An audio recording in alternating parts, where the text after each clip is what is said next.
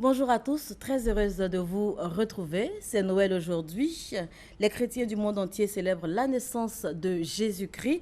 La nuit a été longue, en tout cas pour des milliers d'entre eux qui ont donc observé le réveillon de Noël dans les paroisses et autres lieux de culte. Noël, fête de la Nativité, célébrée donc tous les 25 décembre. Quel sens pour le chrétien? Élément de réponse dans ce reportage de Grâce Kando. Selon la doctrine de l'Église catholique, le temps de l'Avent est un moment de préparation spirituelle pour accueillir la naissance du Messie Jésus. Après 4 semaines de préparation intense, les chrétiens célèbrent la fête de Noël cette nuit, un événement qui est d'une importance capitale. Noël doit nous conduire à une réflexion profonde, à une introspection sur nous-mêmes et sur l'humanité tout entière.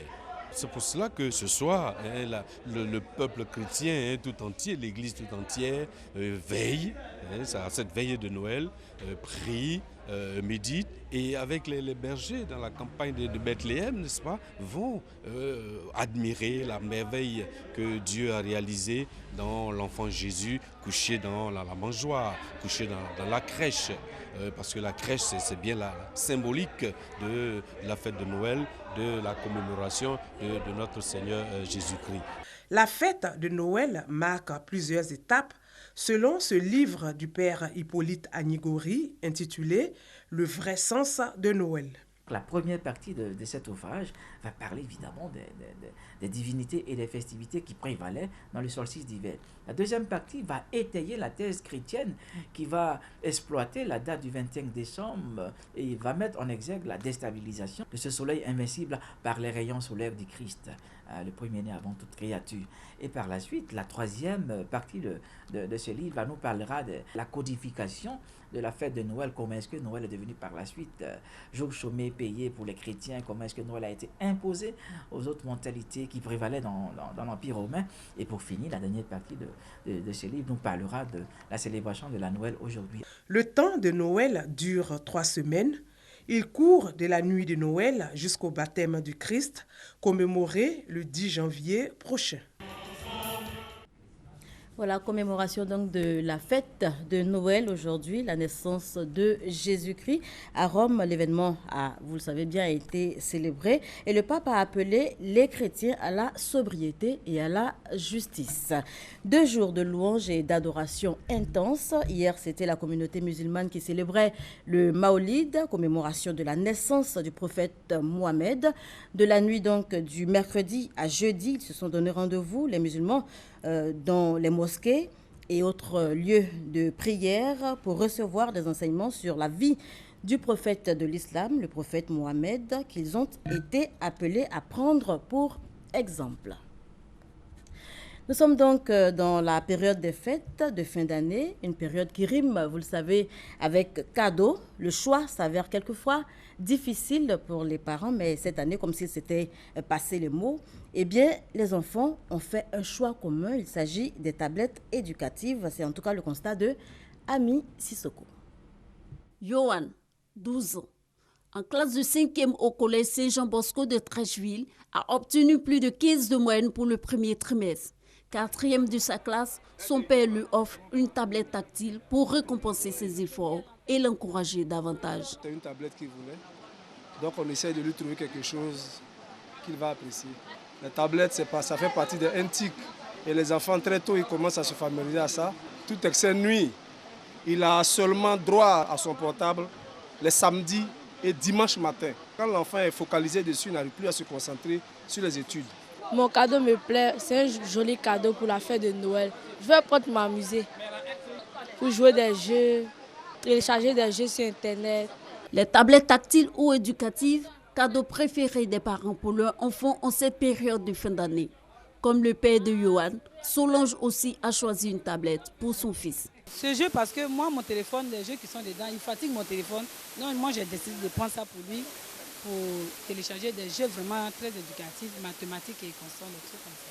Il mérite ça, c'est encore plus éducatif. Les vélos, les trucs, je ne comprends rien, je ne vois rien dedans. Ce qui marche, les tablettes, ce qui fait les Android aussi, tout ça. Il y a des hommes qui viennent acheter des portables peut-être pour leurs enfants, et puis pour les femmes aussi.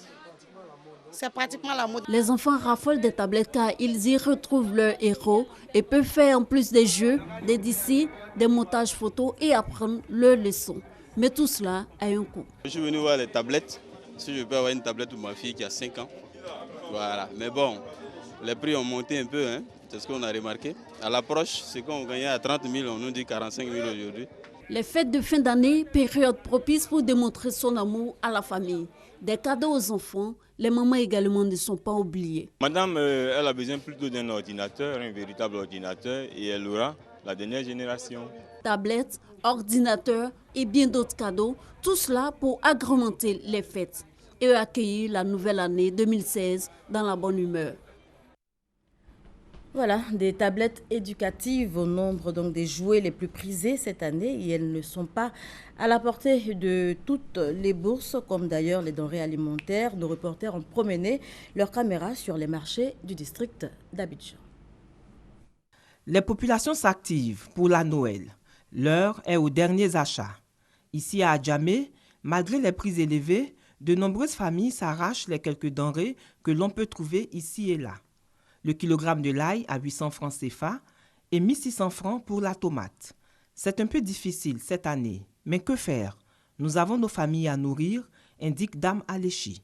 Je suis venu commander du poisson, vraiment on a du mal à acheter, c'est très cher. Les années passées là, quand même on s'en sortait, mais maintenant là, moi je ne sais pas. Les vendeuses, quant à elles, se justifient sur les prix élevés des denrées. Les ballons qu'on paie 4 régimes, 5 régimes à 5 000 euros, ça fait 3 régimes à 5 000, 4 régimes à 5 000, donc on est obligé de vendre comme ça. Bonnois, on payait 3 maniocs à 2 000 avant, on se plaignait. Aujourd'hui sur le marché, on paye 4 maniocs à 4 000, 3 maniocs à 4 000. Cette année, on peut dire qu'il n'y a pas eu pluie.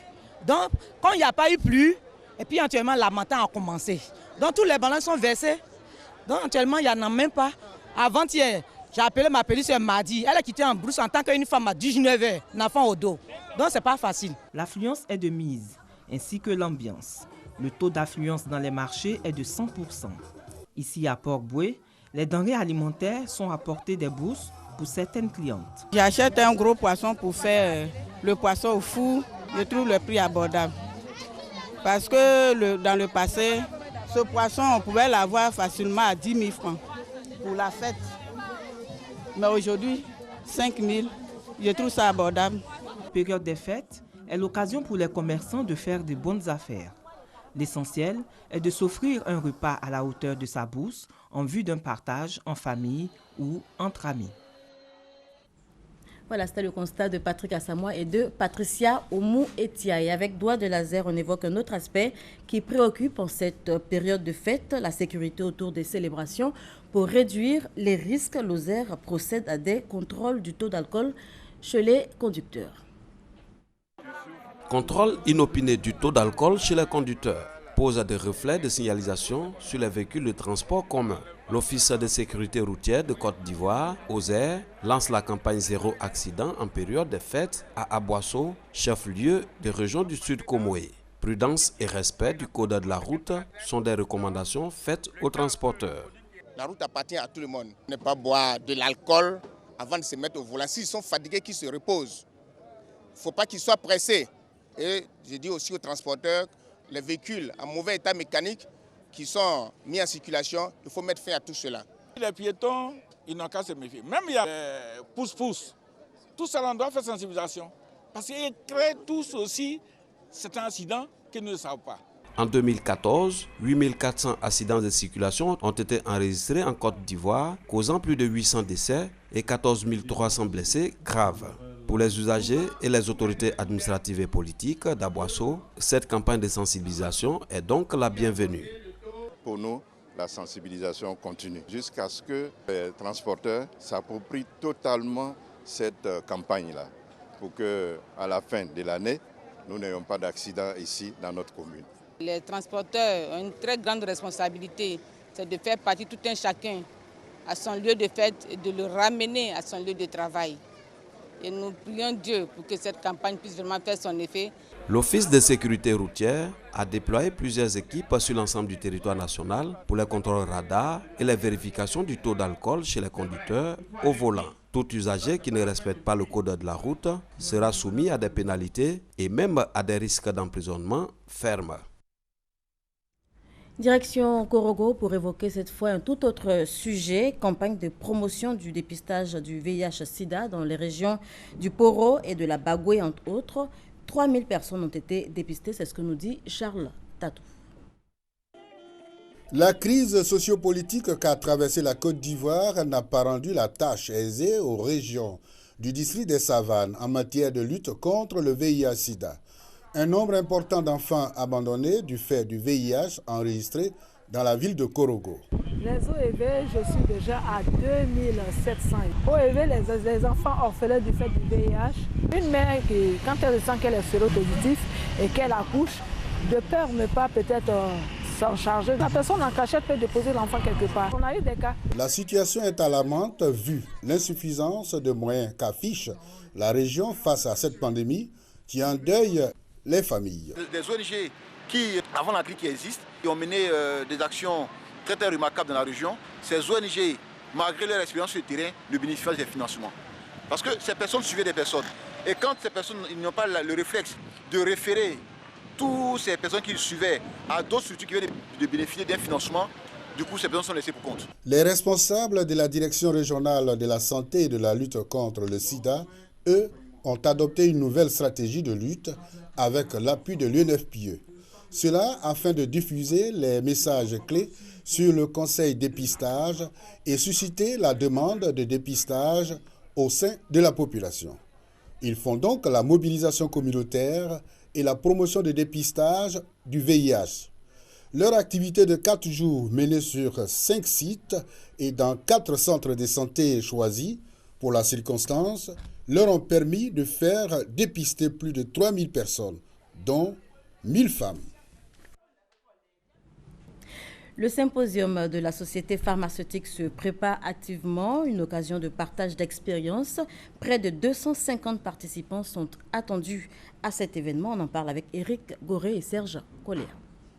La santé des populations, une des priorités du gouvernement, l'accès aux soins de santé, la lutte contre le VIH-Sida et les mesures de prévention contre la fièvre hémorragique à virus Ebola sont quelques-unes des actions menées chaque jour sur le terrain.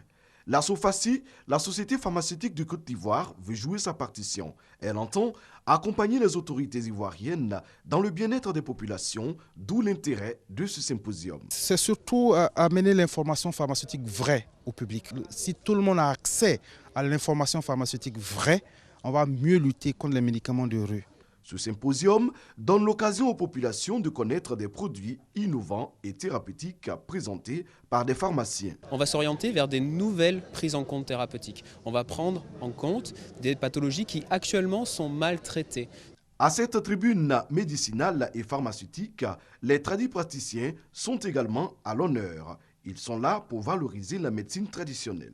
Plus de 80% de la population, selon les chiffres de l'OMS, a recours à la médecine traditionnelle. Donc nous devons de toujours améliorer nos pratiques afin que les populations se reconnaissent toujours en cette médecine. La population a besoin d'être soignée avec les médicaments qui ont toujours été utilisés depuis des millénaires par les Africains. Le symposium de la SOFACI abrite des conférences, des ateliers et un grand stand d'exposition de produits pharmaceutiques. Plus de 250 personnalités, au nombre desquelles des universitaires, des acteurs de la santé, participent à ce symposium. Hors de chez nous, la Centrafrique vers un report des élections prévues pour dimanche prochain. Les autorités souhaitent qu'elles soient reportées au 30 décembre. Elles évoquent, entre autres, des problèmes d'organisation. La Cour constitutionnelle devrait se prononcer sur la question ce vendredi. Merci de nous avoir suivis. Je vous souhaite de passer de très très belles fêtes.